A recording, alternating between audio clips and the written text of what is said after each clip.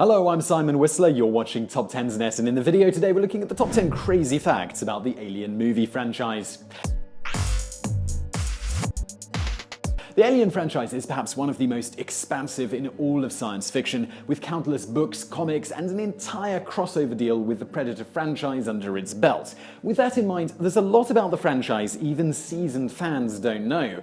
For example, did you know that number 10, the pitch for Aliens took about 8 seconds? Aliens is the sequel to Alien. An easy way to remember this is that there are more aliens in the second movie than there are in Alien. Are you following me so far? Because we're going to be saying the word alien a lot in this video, and it's not going to get any easier. Famously, one of the few sequels thought to surpass the original in almost every single way, Aliens is one of James Cameron's best movies. But initially, nobody really wanted him to direct it. Reasons ranged from Cameron being, at the time, a young and unproven director. He'd just finished directing Terminator, but it hadn't been released yet, and the fact that Alien hadn't made all that much money at the box office. Not one to give up though, Cameron arranged a meeting with Fox executives to pitch his idea for a sequel anyway.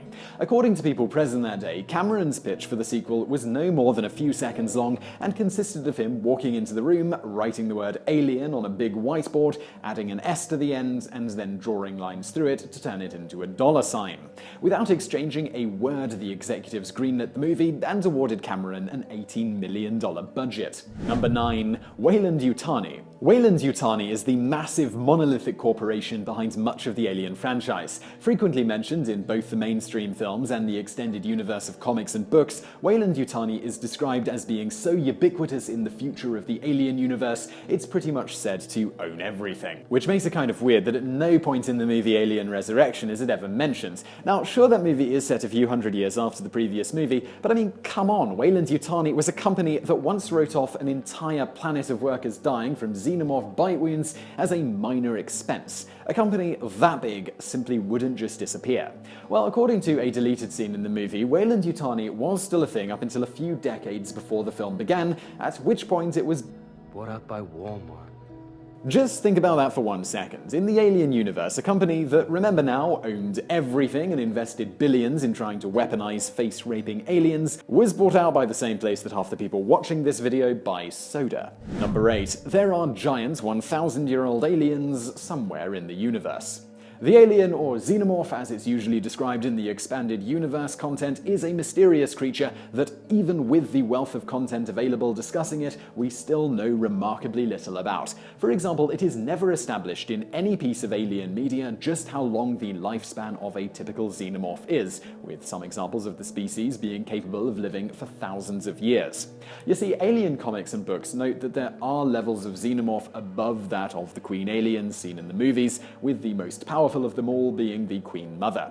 The Xenomorph is not only incredibly large, being described as several hundred feet tall in one book, but also possesses nebulous psychic powers. So, as if being able to punch clean through starship hulls, having acidic blood, and an indefinite lifespan isn't bad enough, the Xenomorph has a grandma with the ability to invade your dreams and make you poop your pants. Number 7. Sigourney Weaver really performed that basketball shot. Moving back to the films for just one moment, we do feel that it's important to mention the one redeeming feature of the cinematic turd that was Alien Resurrection. Sigourney Weaver actually nailed that overhead basketball shot. According to those who were present on the set that day, the director wanted to accomplish the shot with CGI. That annoyed Weaver, who'd been practicing how to do it all day. After a brief argument, the pair came to a compromise. Weaver would have 6 attempts to sync the shot before the director would yell cut, and they'd just finish the scene with camera trickery. This is why the shot is framed so you can't see the ball throughout its entire arc. Weaver agreed to these terms and nailed the shot on, depending on which source you consult, her 3rd or 6th attempt. Despite being fairly confident she could do it, other members of the cast weren't so sure. In fact, if you watch the scene, you'll notice that it cuts away the second the ball goes in. This is because when Weaver made the basket, every member of the cast, except Weaver, broke character to celebrate, which almost ruins the take. Thankfully, they were able to use it, and that's the shot that made it into the final film. Number 6. The Xenomorph doesn't have eyes for a fairly terrifying reason. The physical appearance of the Xenomorph varies greatly throughout the films, a fact that is simply waved away with a simple piece of dialogue that explains that an individual Xenomorph will take on the physical characteristics of the host that it is birthed from, due to its fluidic genetic makeup or something. Xenomorphs birthed from human hosts in the film vary in size and even have different numbers of fingers on each hand. This is largely because of individual designers taking artistic liberty from the first film. One thing that remained consistent throughout all the Alien media, though, is that the Xenomorph doesn't have eyes. Well, one specific Xenomorph does, but we're going to talk about that in a minute. The reasoning why is fairly simple. They didn't want anyone coming face to face with the creature to be able to tell when the creature is looking at them. The idea was that the Xenomorph would be more unsettling to a viewer if, rather than looking at you, it simply knew where you were, somehow. True to the original vision, while the extended universe has revealed a lot about the Xenomorph species, how it observes its surroundings is still a total mystery. Number 5. Ripley died in the original ending to the first film. Yep, that's right. According to director Ridley Scott, in his first treatment of the Alien film's climax, it was going to be Ellen Ripley getting her head ripped off by an alien. That's a move that would have simply ended the entire franchise, and then we would never have footage of Sigourney Weaver sinking 3 pointers from 25 feet away. In a rare example of corporate meddling to sully artistic vision actually going right, Fox sent an executive to the studio the second the news of this ending reached them and told Scott to change it or he'd simply be fired on the spot. He complied, unsurprisingly, and as a result we got the Alien movie we all know and love, including the now classic climax up in the clip above in which Ripley takes down the Xenomorph. Speaking of which, number 4, the alien from the first movie knows Tai Chi, sort of. The Xenomorph in Alien was famously portrayed by a 6'10" Nigerian student named Bolayi Badeo, who one of the production crew met in a bar. Badeo was hired due to a combination of his massive size and his almost unnaturally long limbs, which were praised for being perfect to portray his character. Despite having no background in film and no apparent desire to be an actor, Alien was the only film he ever did, Badeo was committed to being the best alien he could be. To this end, he deliberately distanced himself from the crew so that his size would be more intimidating in costume, and he took Tai Chi classes to help create the gliding, deliberate movements of the creature. So, the next time you want to watch Alien and truly ruin the movie for you, remember whenever the alien is waving its limbs around trying to be terrifying, just remember that that's actually Tai Chi. Number 3. The alien has one natural predator, and it's not the one you think. The Alien and Predator franchises have been closely linked for many years now, and the two creatures have faced off in everything from movies to board games. With this in mind, you'd think that if any creature could consider itself to be the natural predator of the Xenomorph, it would be something literally called the Predator. As it turns out, the Xenomorph has only one known natural predator though, and there's probably a reason it's never appeared in a film. And that's because, well, it looks all kinds of stupid.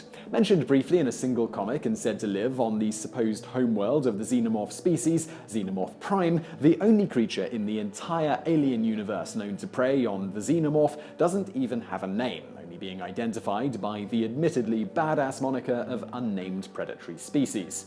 Roughly the same size as an adult Xenomorph with weirdish pink skin reminiscent of an old person's elbows, the unnamed predators are lizard-like in appearance and are seemingly immune to the acidic effect of Xenomorph blood. This allows them to simply bite off their heads like it isn't a big deal. Number 2. The newborn has a big old wang. Well, at least at first. The newborn is the canon name of the god-awful Xenomorph-human hybrid seen at the climax of Alien Resurrection. It looks stupid, every fan of the series hates it, and it almost has a huge pendulous dong swinging between its legs. According to a documentary about the film's production, during the design process that created the newborn, director Jean-Pierre Jeunet insisted that it should have both a penis and a vagina. The effects crew resisted against adding the penis for as long as they could, but eventually gave in and crafted it right onto the animatronic model. Thankfully, when Jeunet saw it, he kind of changed his mind about slapping a penis onto a creature that was already a giant penis metaphor, famously saying, "Even for a Frenchman, it's too much." They then used CGI to remove the genitals, a sentence I can't really believe I'm saying without it actually being a joke. Number 1. Sigourney Weaver's audition to play Ripley was about 3 seconds long. We started with a journey about an amazing first impression, so let's end with one. Specifically, the one Sigourney Weaver made on Ridley Scott when she auditioned to play the incredibly badass hero of the Alien franchise, Ellen Ripley. Now, Sigourney Weaver is a tall woman standing just shy of 6 feet, with a particular fondness for high heels. According to Weaver, this fact often resulted in her being passed over for roles early in her career when male co-stars reported feeling uncomfortable standing next to her. Weaver has never let this get her down, and she has frequently responded to requests for her not to be so tall by sarcastically offering to paint her feet to look like shoes. When Weaver went to audition for the role of Ripley, she was similarly advised by well-meaning friends not to wear heels and dress conservatively so as not to intimidate the director with her womanly wiles and statuesque physique. Weaver responded by putting on the tightest pair of hot pants she could, a pair of thigh-high leather boots and 3-inch heels, and strutting straight into the audition. Ridley Scott took one look at Weaver and hired her immediately because, to quote Weaver, he's a real secure guy who didn't feel intimidated or less of a man because a woman was taller than him. When asked what she thought of the director's first impression of her when she was at interview, Weaver thought for a moment and simply responded, "He loved it. I think he was quite impressed, really." As well anyone would be with a person having the confidence to do that. Hell, we wouldn't be surprised to hear that that's how Michael Fassbender got his role in Prometheus. So I really hope you found that video interesting. If you did, please do hit that thumbs up button below, and don't forget to subscribe if you haven't already for brand new videos just like this every day of the week. Also over there on the right, a couple of other videos that you might enjoy if you enjoyed this one, and thank you for watching.